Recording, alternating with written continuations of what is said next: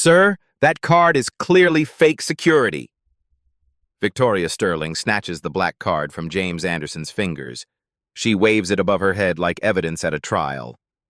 Look at this! Her voice echoes through the packed lobby. Another scammer!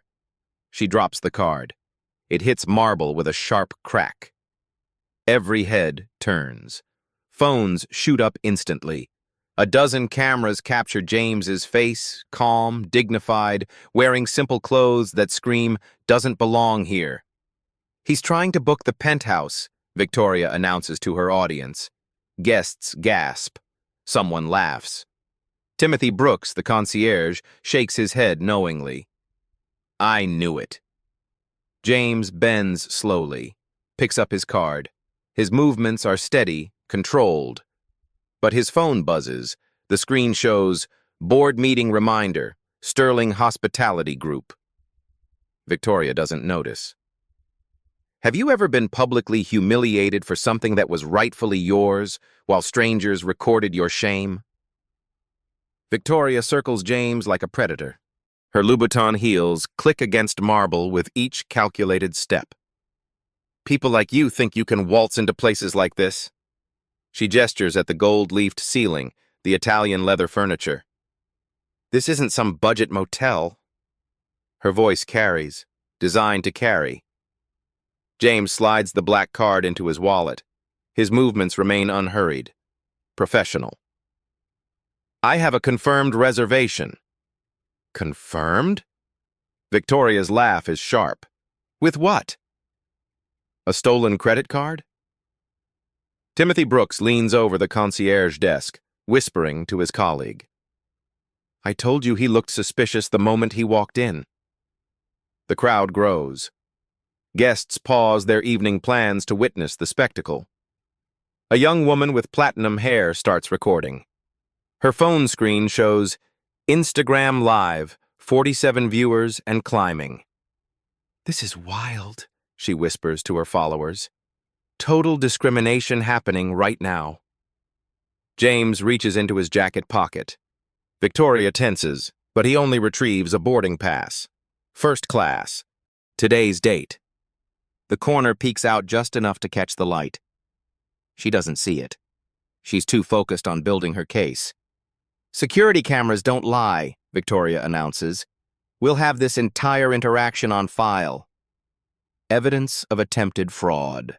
Two guests nod approvingly. An elderly couple clutches their pearls, literally. But others shift uncomfortably, pull out their phones, start their own recordings. Sarah Wilson approaches from the security office. Her uniform is crisp, her expression stern. She's young, eager to prove herself to management. What's the situation? Sarah asks. Credit card fraud, Victoria declares. This gentleman attempted to use what appears to be a counterfeit black card. James's phone buzzes again. The notification flashes briefly. Quarterly review meeting, tomorrow 9 a.m. He dismisses it with a subtle swipe. The detail doesn't go unnoticed by everyone.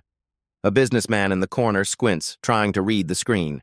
May I see some identification? Sarah extends her hand with authority.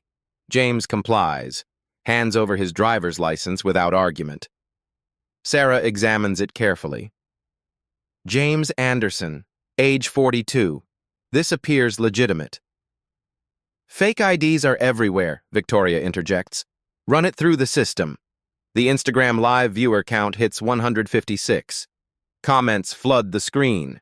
This is so wrong. Why are they treating him like this? Karen alert! Someone call the news! More phones appear. Multiple angles now capture every word, every gesture. The lobby has become an impromptu courtroom with Victoria as judge and jury. James checks his watch.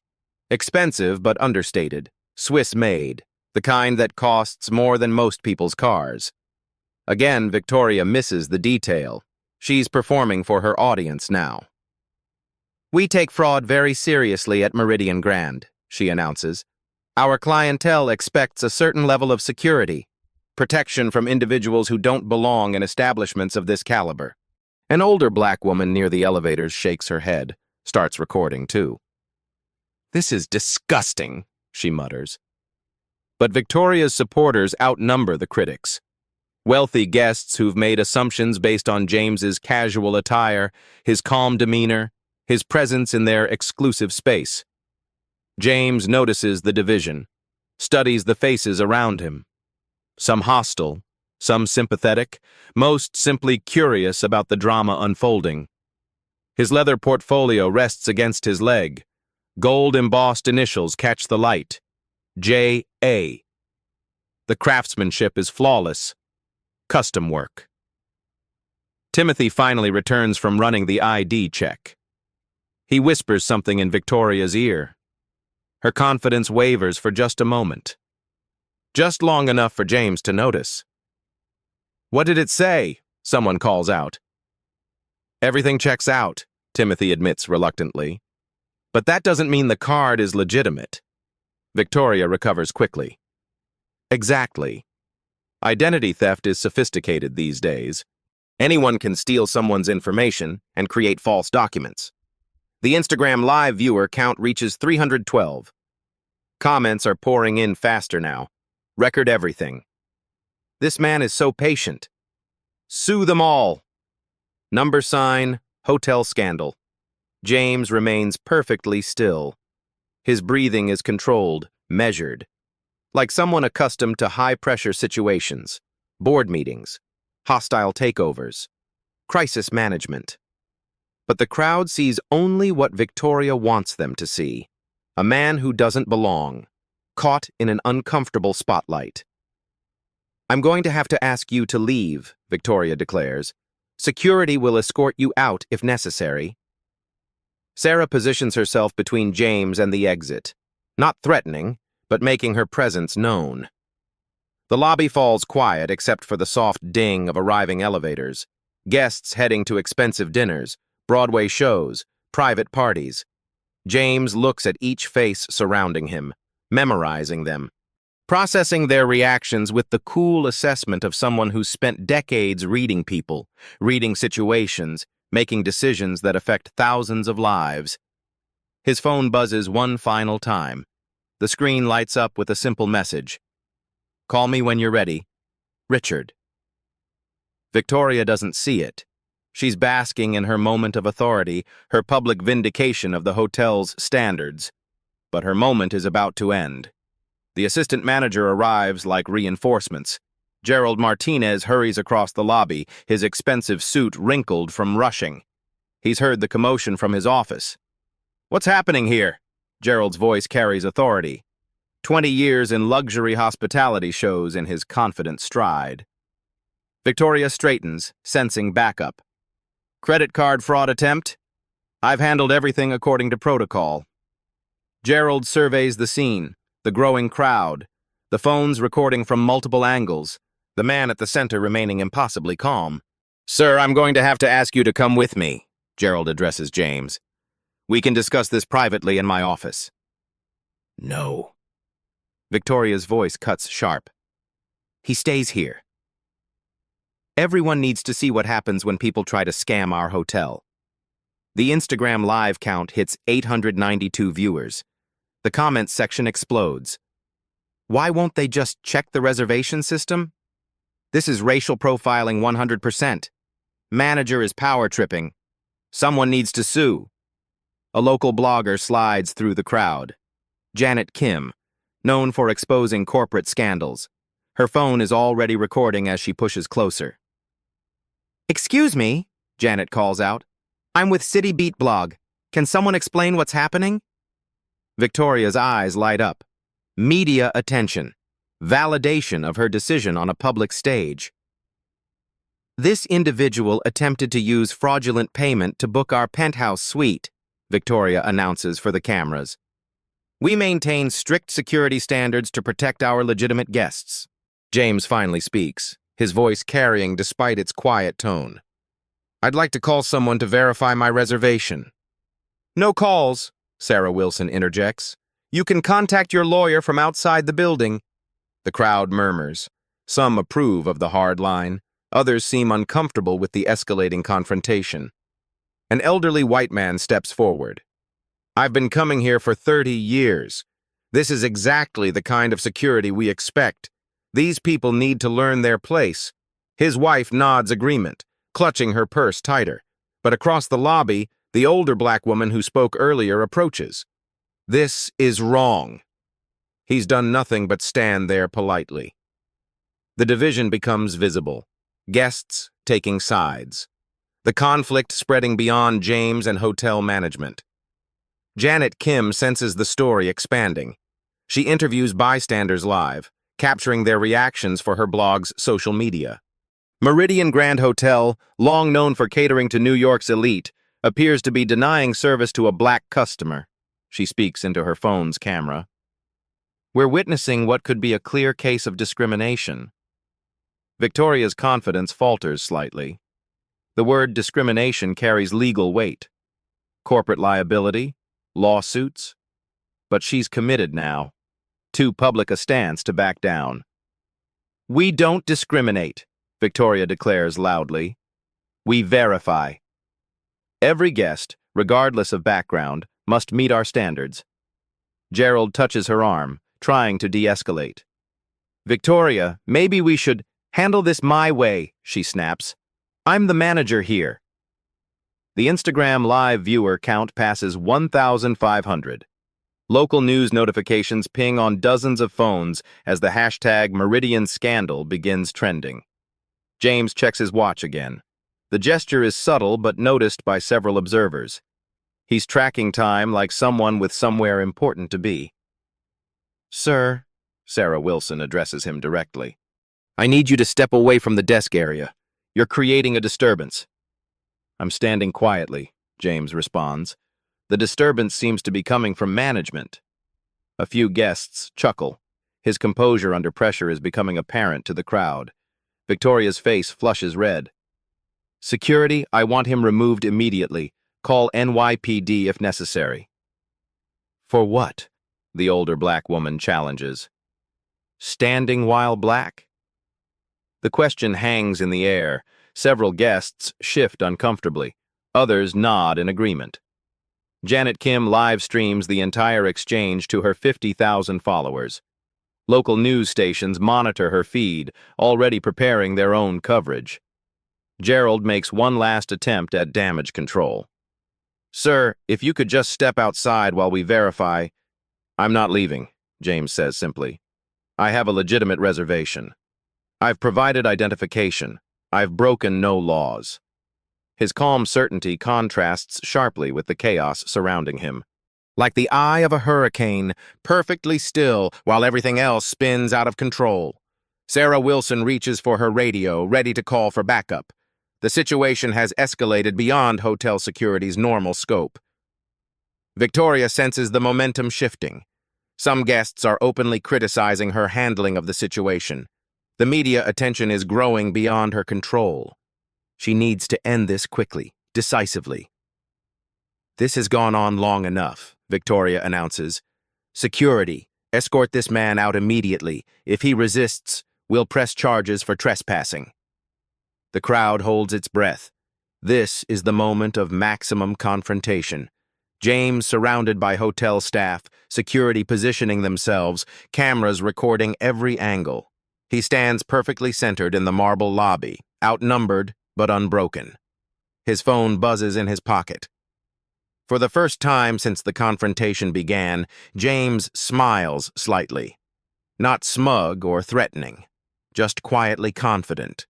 Actually, he says, reaching for his phone, I think I will make that call now. Victoria tries to intervene. No, you... But James is already dialing. The number he's memorized. The one that will change everything. The phone rings once, twice, then connects. Richard, James says quietly. It's James. We need to talk. The voice on the other end is warm, familiar. James? How's the site inspection going at the Meridian? Victoria's face goes white. The lobby falls completely silent. Even the elevator music seems to pause. The phone's speaker crackles to life. Richard Hayes's voice fills the marble lobby with corporate familiarity. I hope you're finding everything up to standard, James. The board is eager for your assessment report. Victoria's knees buckle slightly. The name hits her like ice water. James. Assessment report. Board. James keeps the phone at normal volume, but in the dead silence, every word carries to the farthest corner of the lobby. Actually, Richard, I'm experiencing some interesting customer service issues. The management here seems to believe I'm committing credit card fraud. A pause. Then Richard's voice sharpens. I'm sorry, what? The hotel manager just had security threaten to arrest me for using my own corporate card. Victoria grabs Timothy's arm. Who is James Anderson? She hisses. Timothy's fingers fly over his computer keyboard. His face goes pale as the search results load. Oh, God, he whispers. Oh, no, oh, no, oh, no. James continues his conversation as if discussing the weather. Yes, they confiscated my card. Threw it on the floor, actually. Called it fake. Quite the performance. Richard Hayes' voice turns cold. Professional. The tone every Sterling Hospitality employee recognizes as serious trouble. James, put me on speaker. I want to speak with the management team. James touches the speaker button. Richard's voice booms through the lobby. This is Richard Hayes, chairman of the board, Sterling Hospitality Group. To whom am I speaking? Victoria's mouth opens and closes soundlessly, like a fish drowning in air. Gerald Martinez steps forward, recognizing the corporate crisis unfolding. Mr. Hayes, this is Gerald Martinez, assistant manager. I think there's been a misunderstanding. Where's the general manager? All eyes turn to Victoria. She's frozen, staring at James like he's materialized from her worst nightmare. I'm Victoria Sterling, general manager. Miss Sterling, do you know who you just accused of credit card fraud? The Instagram live viewer count explodes past 5,000. Comments flood the screen so fast they're unreadable. Janet Kim aims her camera directly at Victoria's face, capturing every micro-expression. James reaches into his wallet, withdraws a business card with theatrical slowness, places it on the concierge desk. Timothy picks it up with shaking hands, reads aloud in a voice barely above a whisper. James Anderson, Chief Executive Officer, Sterling Hospitality Group. The lobby erupts. Gasps, curses, nervous laughter, phones everywhere capturing the moment, the complete reversal of power. Victoria stares at the business card like it might explode. James is her boss's boss. The man who can fire her with a phone call, the person whose assessment report will determine the fate of everyone in this building. Ms. Sterling, Richard's voice continues through the speaker, you've just publicly humiliated the CEO of your own company. On camera, with multiple witnesses, Victoria tries to speak.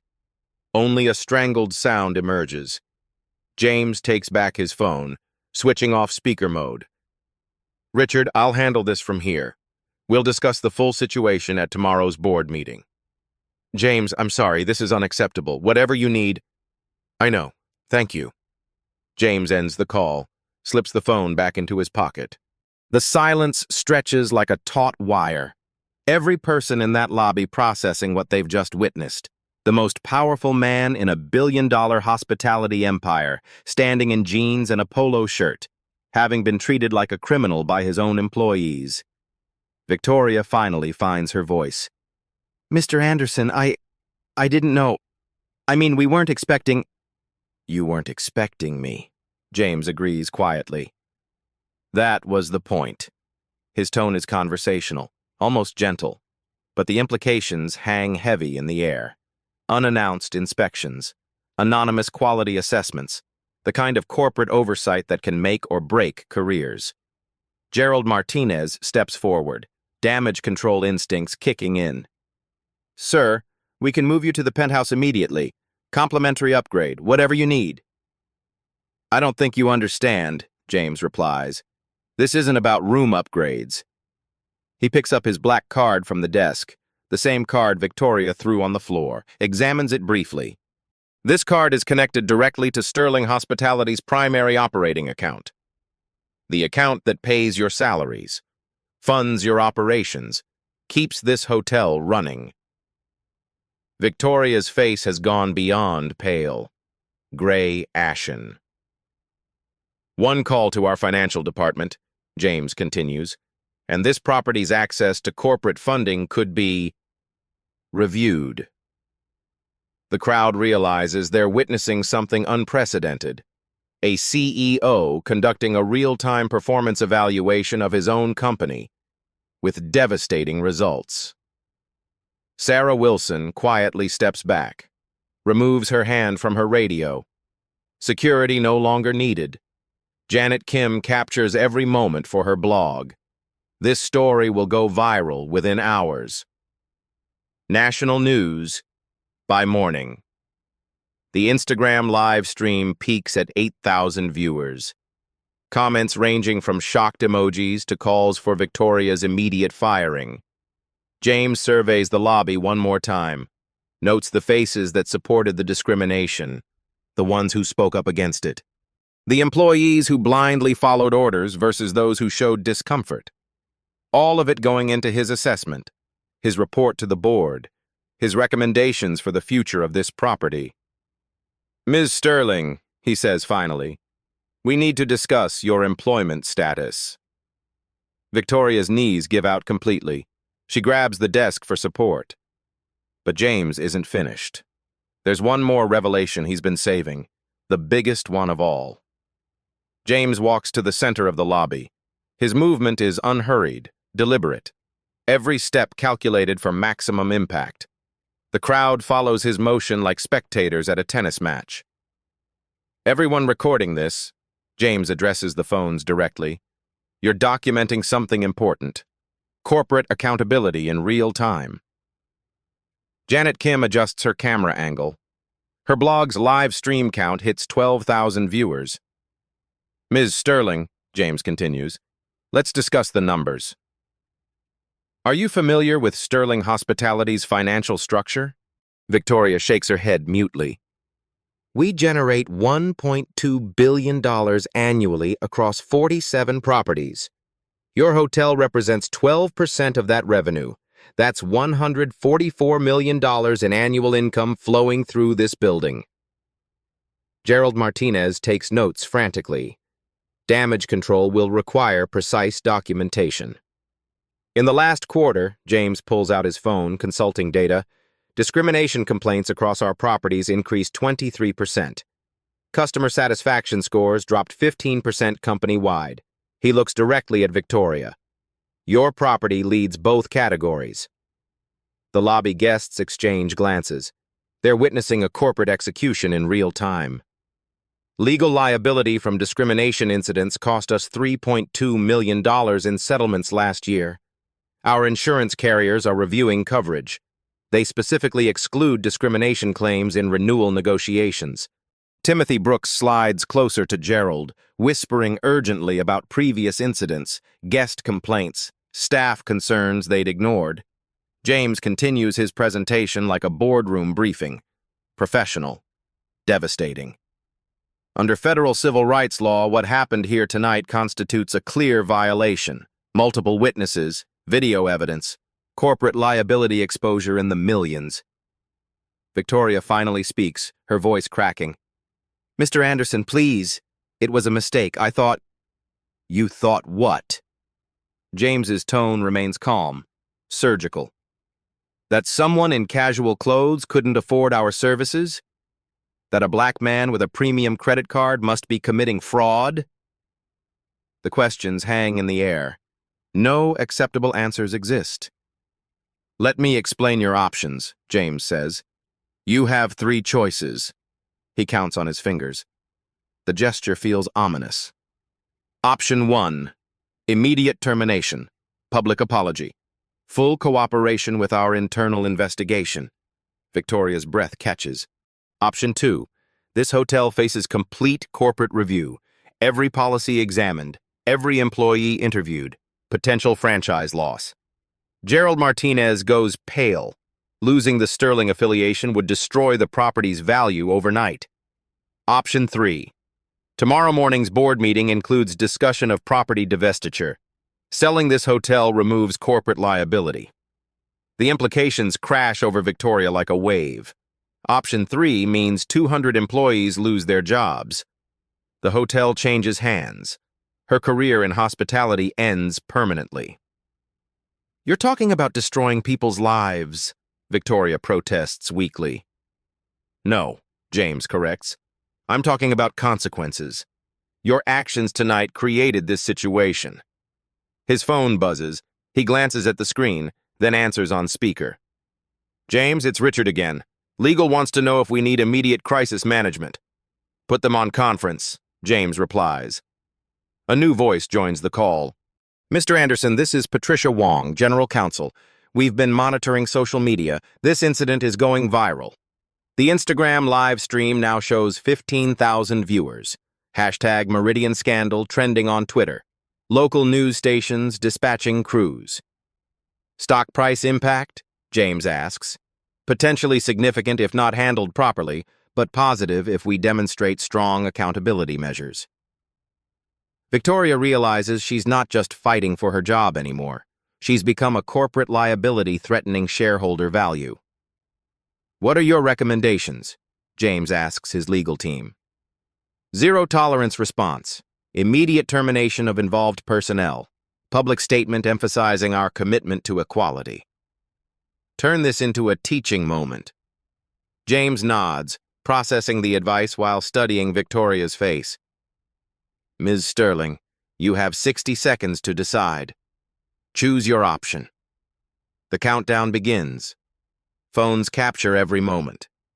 The luxury hotel lobby transformed into a corporate tribunal. Victoria's mind races. Termination destroys her reputation, but limits the damage. Fighting back risks everything. "I choose option 1, she whispers. "Louder," James instructs. "For the record." "I choose immediate termination and public apology." James nods to Gerald Martinez. "You're acting general manager as of this moment. Ms. Sterling's access privileges are revoked immediately." Gerald steps forward reluctantly. "Victoria, I need your keys and security badge."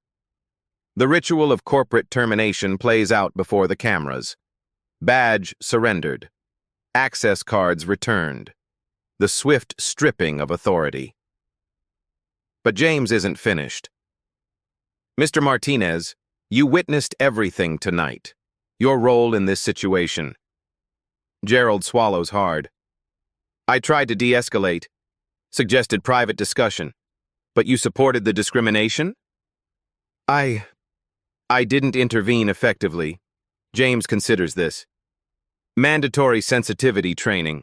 Written warning in your file. One more incident ends your employment." Gerald nods gratefully. Survival with conditions. "Ms. Wilson," James addresses security, "your actions?" Sarah Wilson straightens. "I followed management directives, but I should have questioned them." "Correct. Training and written warning for you as well." Timothy Brooks waits nervously for his judgment. "Mr. Brooks, you actively supported the discrimination." Whispered comments. Assumptions based on appearance. Timothy opens his mouth to defend himself, then closes it. The evidence is overwhelming. Suspended without pay pending sensitivity training completion. Final warning. The swift corporate justice continues. Each employee assessed. Consequences assigned. A complete restructuring of accountability. "Patricia," James addresses his legal counsel through the phone, "draft immediate policy changes. I want them implemented across all properties within 48 hours. "What specific modifications?" "Zero-tolerance policy with automatic termination for discrimination. Quarterly bias training mandatory for all customer-facing staff. Anonymous reporting system for guests and employees." He walks to the concierge desk, still speaking to his legal team while the cameras roll. AI monitoring system for guest interactions. Mobile app for real-time feedback. Facial recognition systems audited for algorithmic bias. Monthly inclusion metrics tied to management bonuses. Victoria stands forgotten near the elevator bank. Her career over. Her actions creating ripple effects across an entire corporation. Budget, Patricia asks. $500,000 for initial training implementation. Increase legal settlement reserves by $2 million. Create customer compensation protocol for future incidents. The financial scale amazes the watching crowd. Corporate accountability measured in millions. James ends the legal consultation and addresses the lobby directly. Everyone here tonight witnessed discrimination.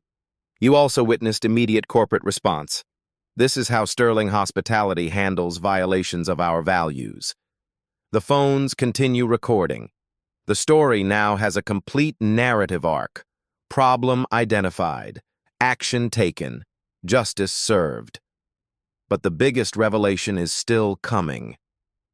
James looks directly into Janet Kim's camera. "This wasn't an accident," he says quietly. "This was an unannounced quality assessment. We conduct these regularly to test our values under pressure. The crowd realizes they've been part of an elaborate corporate investigation. The casual clothes, the calm demeanor, the perfect setup for revealing true character." "Ms. Sterling failed that test completely," James continues, "but others passed. The guests who spoke up against discrimination, the employees who showed discomfort with unfair treatment."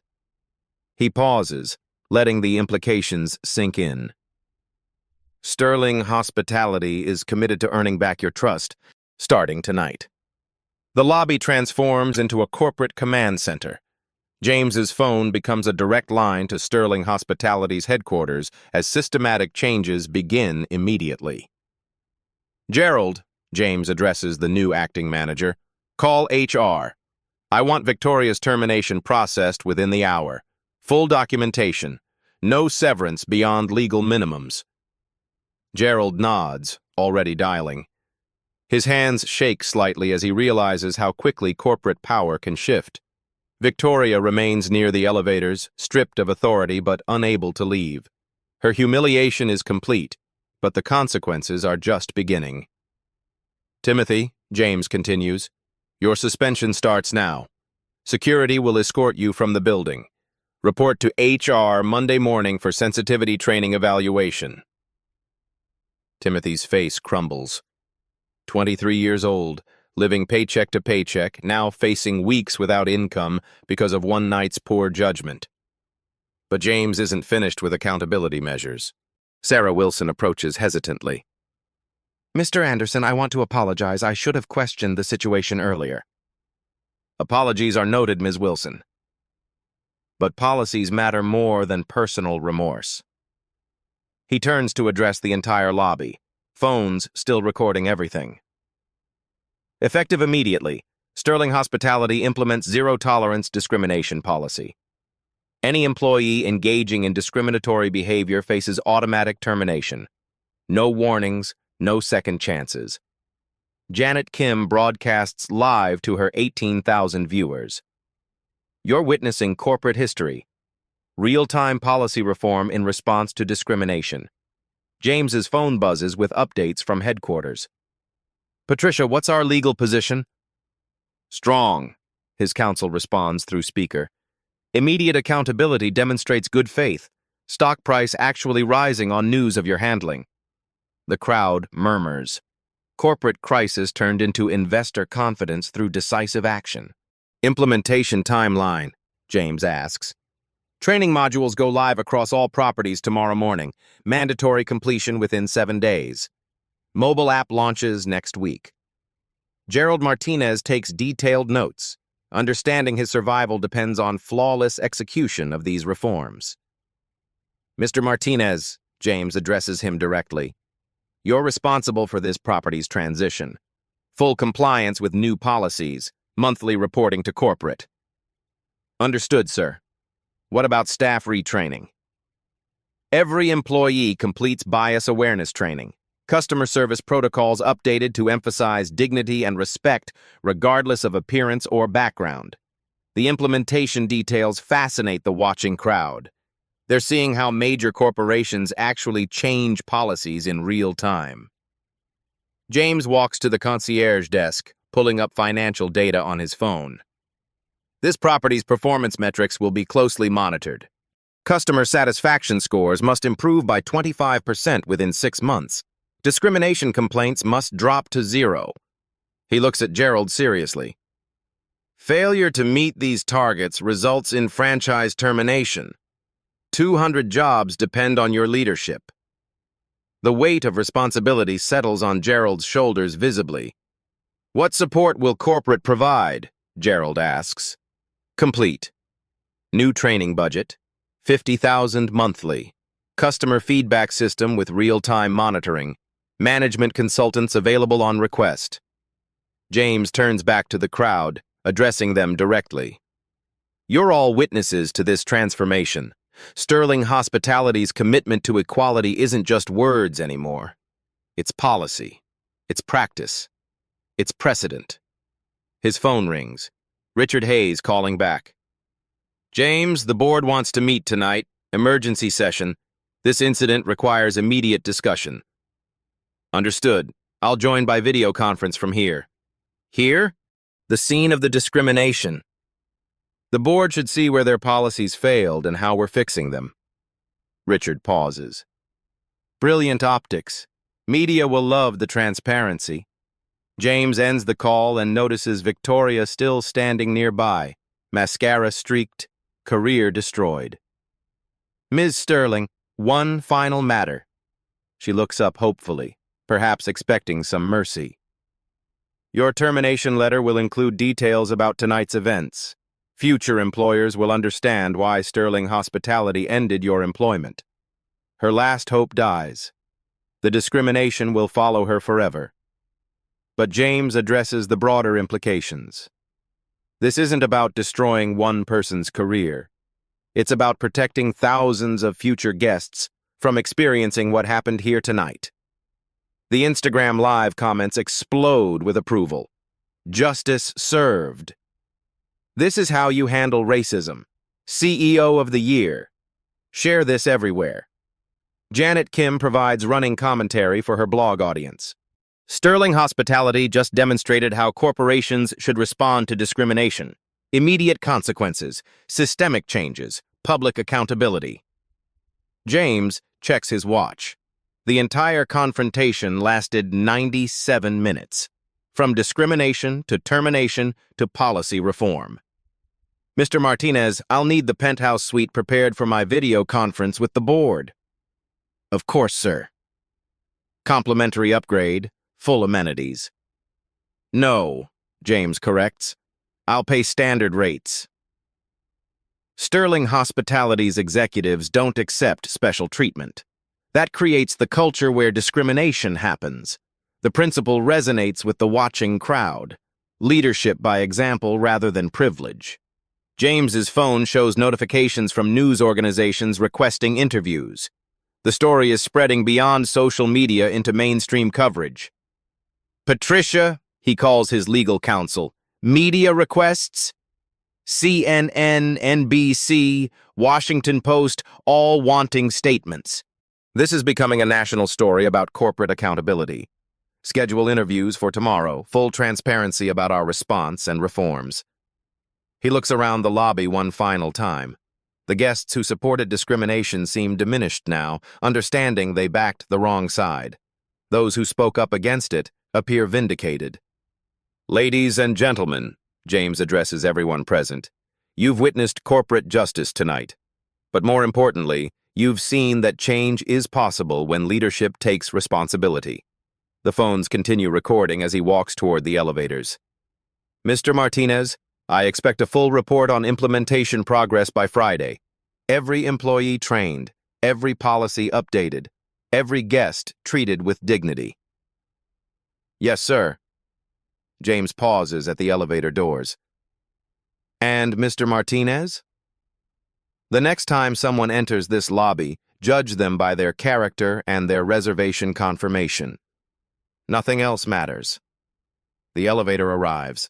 James steps inside, his casual clothes unchanged but his authority unmistakable. As the doors close, he adds quietly, "That's how Sterling Hospitality earns back trust.